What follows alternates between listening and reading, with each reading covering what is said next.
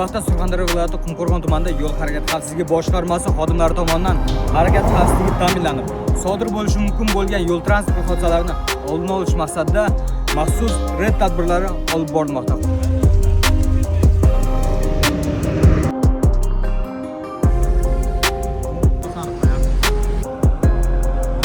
Hozir sizda maxsus planshet yordamida tekshirilganda sizda hali haydovchilik guvohnomasiga ega emasligingiz aniqlanyapti. Bu tartibda boshqarish sizga mumkin emasligingiz rasman. Haydovchilik guvohnomasiga ega bo'lmasdan turib avtomobil boshqaryapsiz. Yo'llarda shu sababli yo'l transport hodisalari yuz beryapti. Marhamat, chora ko'ring.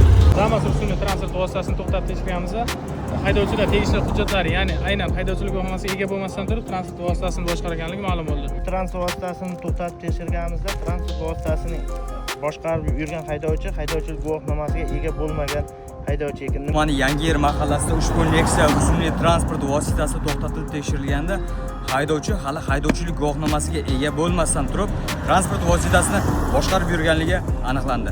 Ushbu transport vositasini to'xtatib tekshirilganda ishonchnomasi boshqarib kelayotganligi hamda qidiruvda ekanligi aniqlandi. Haydovchimiz Matiz rusumli transport vositasini haydovchilik guvohnomasiz boshqarib kelayotganligi aniqlandi. Bu Nexia transport vositasi to'xtatib tekshirilganda korxona nazorati tutilmagan tovuq chiqaruvchi maxsus qurilma o'rnatilgan va vaqtinchalik saqlash uchun jarima maydonchasiga qo'yilmoqda.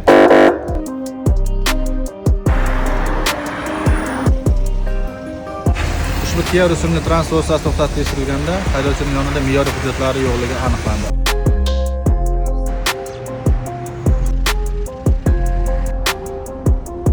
Hurmatli harakat ishtirokchilari, avtomobil yo'llarida tezlikni oshirmasdan, tegishli hujjatlarsiz avtotransport vositasini boshqarmasligingizni, yo'l harakat qoidalariga rioya qilishingizni so'rab qolamiz.